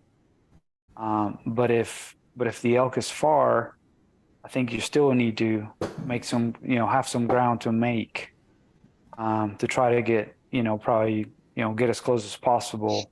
It depends on it depends on the experience of the two guys. Yeah. Because absolutely. Yeah. Makes sense. If the shooter is a killer and understands things and understands where they're at and how the elk is moving, that they have to move in order to be able to kill that, by all means, the shooter needs to move, but he needs to be able to move in a way that he's not giving himself up as well. But he has to definitely move to make sure that he's going to have the shooting lanes. My job as the caller is, if I see, depending on my situation, where I'm at, do I have an elevation I can get behind so that I can pull the bull? Like, for example, when Chav was set up with that big bull that I killed, I'm actually, and you got to think of it as an I formation. Chav's here, I'm behind him, and the bulls are directly in line, just like this. Well, what starts to happen is the bull starts to circle to actually get to the downwind side a little bit of Chav, because I'm back here. He's actually trying to get the downwind side of me, right? So what do I do when I realize that? I do what I call, it's like a record. Reverse pivot, yeah. I reverse pivot the way that he's coming. I try to get up further so that as he's coming, as he's doing that, now he's going to come back towards me more, right, and try to pull him by Chav. So I just kept reversing around as he did. Now, and that's what I meant by steering. Yeah. And you can steer with your grunt tube too. I've done it. I've thrown calls in a direction and steered bulls, if the bull starts to get off, because everybody talks about how well they pinpoint. Well, I've had too many elk that as they're coming into me start going away from him, like, well, you didn't pinpoint me that good, Yeah, exactly. Because of where you were throwing your bugles. Right. It's because of where I was throwing my calls behind me. So he starts to think I'm in another spot. So what do I have to do? I have to turn my grunt tube and call in a different direction behind me to turn that booger. And you can steer them just like a boat, man. So that's something to think about. For me, as far as moving, if the elk is not approaching as planned, which is what the question says, you got to make a decision. right, as the shooter. If he's not coming, then y'all need to have some coordinated hand signals and together, sound signals too. Yeah, and sound signals that y'all need to press forward, right? And you know, you can call him to you, a little crow call. I mean, he's going to come up there to you when he hears that, and you're like, look, he's hung up. Let's keep pushing forward, right? It's super important for him to be able to see you. So when you decide to move, that's the worst thing in the world, is for you to decide to move and he doesn't know what you're doing, right? But look, sometimes you got to move. You see the bull walking in, but in this scenario, the bull is not approaching his plan, so you want to get your collar and y'all go advance on the bull. If you got everything set up right, your wind is right, your cover's right, all of those things, the bull's not approaching, well, I mean, you can sit there all you want. If he's not coming, he ain't coming. You're going to have to go to him and be aggressive in your moving part of it. But there are a lot of variables in there that you got to consider before we just, you know, march right in there on him. But you can't just sit back, because they will, if he's just hanging out with his cows and stuff, he's not going to approach. So we have a question here from Brandon Fields. Oh, Brandon, thank you for your question. So his question is, I am hunting in New Mexico, and I may be crazy, but it seems that some of these elk spend an evening on top of the mesas at night, then drop down in the morning and bed just off the rim into thick timber. What's the best way to get in on these elk? Well, now he's saying in the morning they're just dropping off into the thick timber on the side, right? Mm-hmm. Yeah. So sometimes the best thing, man, is there's a couple things that you can do. Number one is you can just leave them alone, because they're going to come, if they're nobody that boogers them, they're going to come back up the same way they went in, maybe within 100 yards. So that's something that you can do there as well. If your thermals, make sure your thermals are right. And I would actually drop down, get about the same level off about, depending on if it's real thick like that, I might be able to do it 100 yards. So I'm gonna get within 100 yards where they're at in that thickness. And I'm gonna make sure, first of all, I have the wind, I got the thermals, and I'm going to then get in a position, and it doesn't even have to be 100 yards. It could be 150 yards. He's going to hear you. All right. Because if he's dropping off and bedding with his cows just off in that rim rock, he's going to be right down in there. I'm going to find where it's easy for him to get up and get to me. I could wait till he bed bugles, or I can go ahead and just wait till it's the time that I think, and I can start just doing a few things to get up the interest. What am I going to do? Man, I'm going to throw a couple of cow calls, and I'm just going to leave it. Just going to throw a couple of cow calls, and then I'm going to leave it. Remember, I have these elk now for hours. He's bedded there. They're bedded there. Man, I've got a captured audience. So I just do that. And then I'm going to throw a few more out. And I'm going to throw them a few different directions back behind me. And when I say behind me, I mean away from where I think they're bedded. I'm doing it in the opposite direction because I want the elk to come by me. I don't want to call towards them. A lot of people think, oh, I'm going to call towards the elk because I want that elk to be able to hear me. Dude, they have radars up there, man. They hear you, okay? Yeah. So I'm going to go ahead and throw that cow call back behind me. I'm leaving it. Then I'm going to try doing, man, just a little bit of raking.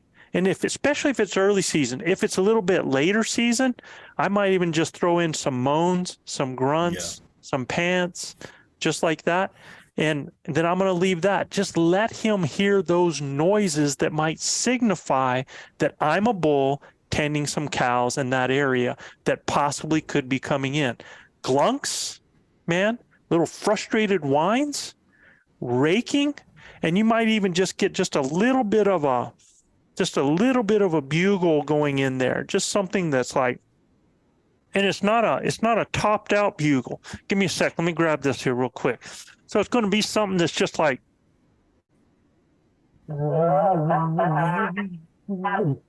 just like that, man. It doesn't have to be anything, you know. I can just use something that's just real light and low vocal on that. So that's how I'm going to do it, because I know, and that's exactly what I did when I killed the bull last year. I got me a raking stick. I had a raking tree to my back, breaking up my image. I raked. yeah.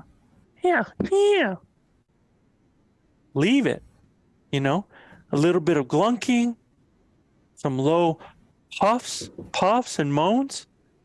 Let it set. Go back to a second set of raking. It wasn't 5 minutes before that critter came into me, Yeah. Didn't he have a cow with him, Joe? The cow was the one that came, actually. Right. In this situation, Yeah. in the area that we were in, there was not a lot of bulls in that area. This bull had been running with this herd. There's not a lot of them. So it was a lower age class bull, and this cow was interested to find out what this other bull that's breeding this cow is doing, right? Yeah, absolutely. His question about being on the mesas, we actually, Luis and I got to hunt some of that Johnson Mesa country a few years back, and he's right, man. Those bulls would stay down in the bottom and feed in the mornings and then get up there to the side or the top of the mesas and kind of hang out. And we saw that quite a bit. But where they really liked to bed was on those north-facing slopes where they had shade on the side of the mesas, and they would bed there. And when we were glassing, we were actually rifle hunting, and we'd pick them up in their beds, and they'd wait for them to come down off the mesa. And there was one morning we chased a giant bull up the side of this mesa. The wrong wind. Yeah, but we had the wrong wind, man. And God bless that guy. He tried to do his best job, but both Luis and I now know what we know now. And it was like, man, we're not going the right way. We need to go around the other way. And he's like, no, we'll beat him up the other side. Arguing. If we do, he's going to catch our wind and this is over. And it was over before it got started. It happened. But that's exactly how those bulls went. They went up the side of that mesa to the top, didn't they, Luis? Yep. Yeah. Yeah. Same pattern. So that mesa country's different. Yeah. If we're going to the main content questions, Sure. the next one up is how differently would you handle a bull on the other side of a large clearing or meadow when it comes to being with a partner or solo? Yeah, I think we've done a lot of this already. Podcast on this. Absolutely. Yeah. Man. You do a whole podcast on this setup.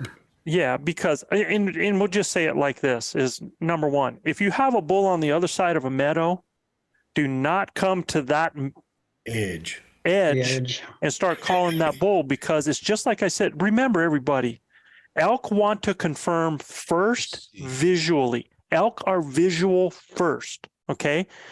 Auditory second, nose is third. That's how they want to verify. So he's going to come out that other side and look and expect to see an elk on that other side. Now, you've got two choices if you're solo, either to be back some and then calling your calls back behind you and then moving up, or you got to get across that park to the other side. So that bull is going to have to come through that stuff to get to that park. It's going to come through it, and you're going to be on the same side as the bull.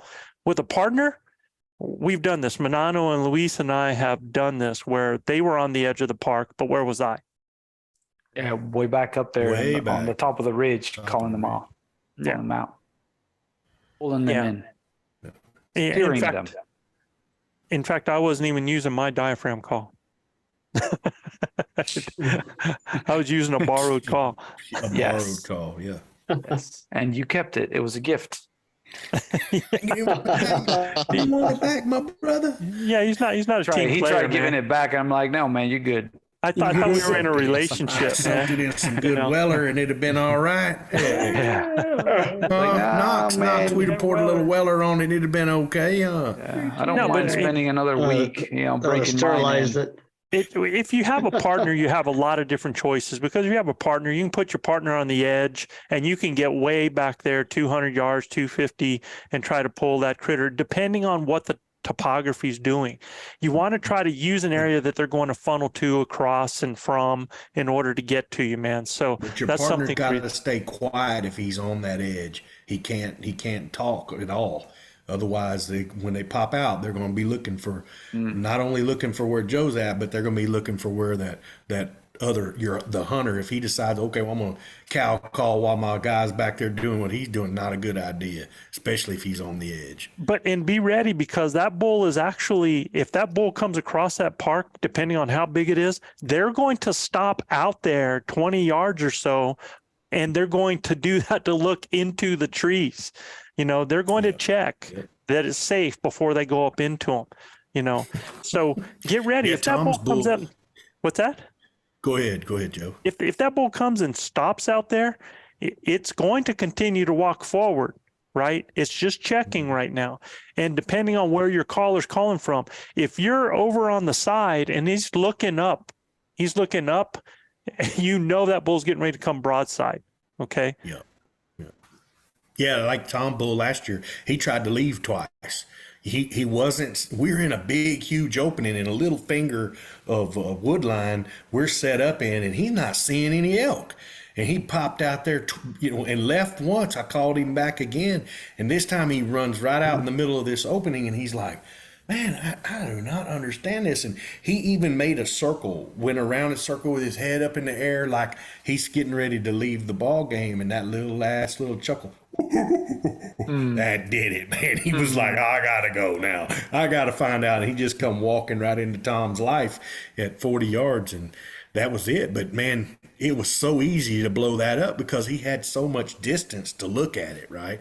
So, but again, I was not calling at him. My bugle tube was behind me, and he was thinking those elk were further back, right? Yeah. So that's why he had to keep coming. Yeah. No, Brandon, I don't want to go down to the bottom, man, because if you're talking midday, you got to deal with thermals. I want to be on the level of that animal to the downwind side if there is any breeze.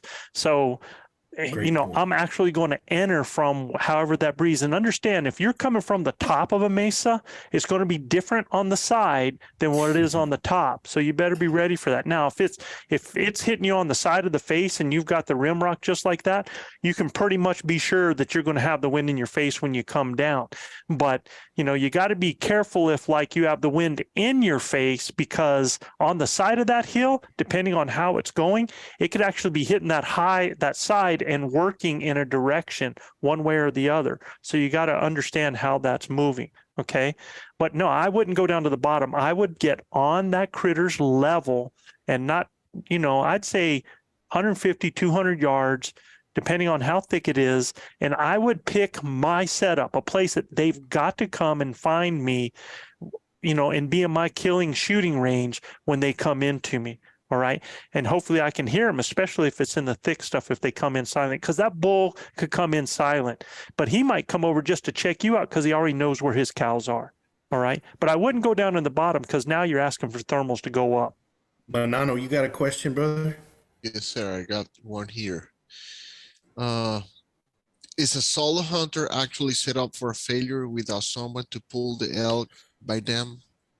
Is a solo hunter actually set up for failure without a partner? Without someone to pull the elk by him? Absolutely not. Depending on they're not. on the calling skills They're of not the solo set up hunter. for failure. Exactly. Yeah. Well, agreed. Assuming that this solo hunter could call, no, it's and you don't have to be super proficient either, man. Make a few sounds and it's going to get, you're in the right place. It's going to get Western. Yeah. And sometimes being solo, when you're paired up, a lot of times there's in that coordination, if you don't have the same mindset, there's a lot of crap that can happen in there to ruin a setup. But if I'm solo, it's just me and I'm making decisions as I go, and I'm either going to blow it or I'm going to make it happen. But I can tell you this, I've killed, of all the elk that I've called in there, I had one elk that Gilbert stopped for me one time out there, but I've called in every elk solo. So it's been a great advantage for me. The only difference is I've never called towards an animal when that animal's coming to me. I'm always throwing calls behind me. And if you're a solo hunter and you're not using a flex tube where you can call and you can use your back and call in the trees behind you, you're already giving yourself a difficult time. Because if you're using a big grunt tube, now look, for partner calling, doesn't matter, man. As a partner calling, it doesn't matter what you're doing because you can do things like that. But as a solo, I got to be able to see my animal coming in. I got to be able to call looking at that animal and said stuff behind me without a whole bunch of movement. Much movement. I'm not able to do that with the, you can try to tuck that grunt tube down like this and you can try to do stuff like that. But when it comes time to shoot and stuff, unless you have something that works and you've got it worked out, Travis has a smaller grunt tube that I think I might be able to do that. But it's the whole coordination part of all the head movement and everything like that.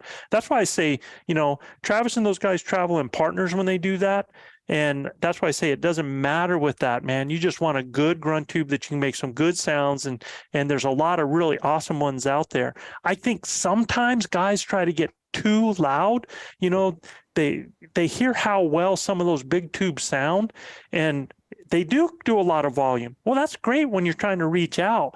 But if I'm doing a lot of volume and that critter's 200 yards away, and now I'm sending all that sound to him, that bull thinks I'm 80 yards further up towards them than what I am. Yeah. So to me, that's a disadvantage. That's just my feeling. Now, remember, this is my opinion. This is how I do it. There's a lot of guys out there that do it with other stuff, and they're very successful. So there's a lot of different ways to skin that cat. All right. Yeah, great. But let me say this though, man, is it an advantage if you got two partners that know each other and know what's going on, and you got a good caller? Because, as a guide, I usually end up with a lot of guys that don't have a lot of experience. Well, I'm going to set them up or tell them to set up. And once they set up, then I'm going to move back from their setup because I see where they're at, and I'm going to play that animal off of where that person is. They're not going to move a whole lot because they don't know to move a whole lot. So now, as a caller, and if I'm a good, efficient caller, I can steer that critter and bring them by them, and they never know they exist. I'll tell you one hunt that I had that was with a buddy of mine, and I had him actually called the bull from the mountain on the other side. That bull was a mile away, went to the bottom of the drainage, came back up to us. We're set up. There's a rise. I have him just about 20 yards from that rise, and I'm 100 yards up the hill, but it's so open, it called for that. I couldn't be close to him. I needed to be way up there, right? So I'm about 100 yards up the hill, and I have a Montana decoy. And all I did with that was I could hear that bull, and as soon as that bull topped out, what'd he do? He came to the stop and scan, and he looked up that hill. All I did was I just moved the butt of that decoy out just a little bit so he could see that butt with that little bit of movement. He sees me, sees that butt up there, starts bugling, walks by my hunter 10 yards over. Sometimes you just need a little butt, Joe. That's all you need.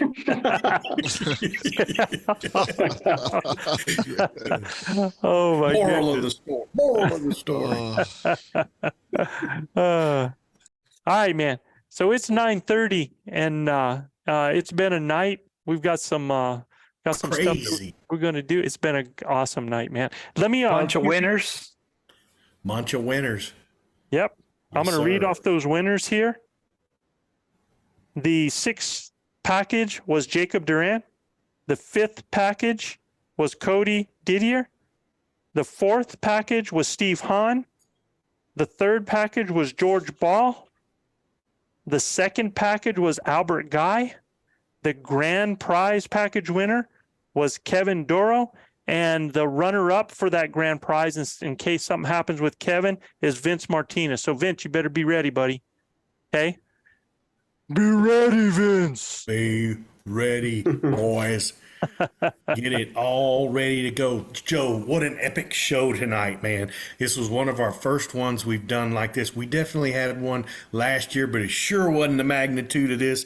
Mr. Steve Harrell, can't thank him enough for all he's done for us. Can't wait to see that drifter trailer, ElkBros edition, in camp this year with the ElkBros. And guys, if you love what we're doing here, please subscribe, rate, and review us. Heck, we're giving stuff away for people that do it. So go to Apple iTunes or Apple Podcast to review us, and you can check out more elk hunting content at ElkBros.com. That's ElkBros.com. And a reminder to all our listeners, if you'd like like your questions answered on our show, especially when we do these live ones. We're going to have the hotline for sure, but you can send your questions to info@elkbros.com. That's info at elkbros.com. And like we say here in the Lone Star State, husbands, kiss your wives, wives, kiss your husbands, hug your babies, keep your broadhead sharp and your powder dry, and we'll see you next week right here on Blue Collar Elk Hunting. Peace, peace, everybody. Oh, and for all our grinders out there, go ahead, Joe. I'm just going to say, man, they can also call that number and leave a message on there for the show as well when we're not on a live show. All right? Absolutely. And for all our grinders out there, here's some more music from our brother, Tony Wintrip, to close out the show. The man didn't get to the top of the world. Here we go. That's it. He did make it. Bingo. Peace. The man on top of the world didn't fall there. He knew how to earn his keep with a wall there. He could look anyone in the eye, never was afraid of goodbye. His strength was unimaginable. Through the darkest winter storm, never was above the norm. You gotta believe he's unstoppable. And if he'd never done it, he would tell you so. Never complain, it's the way life goes. The man on top of the world didn't fall there. You can see his veins through his t-shirt, determination on his face. Never heard of the word failure, never criticized a race, and I always thought this man could fly, didn't have no doubts or wonder why.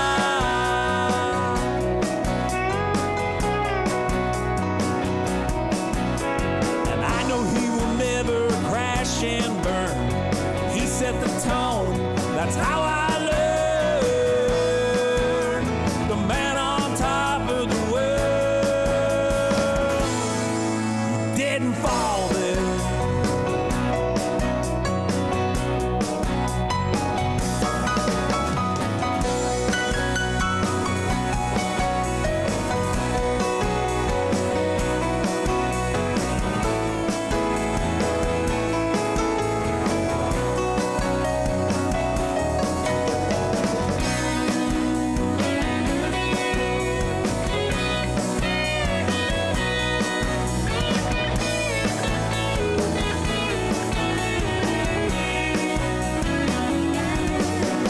So take a look at who you are, and don't depend on a wishing star. If you want it, go on and get you some. And when you get that chance to shine, tell that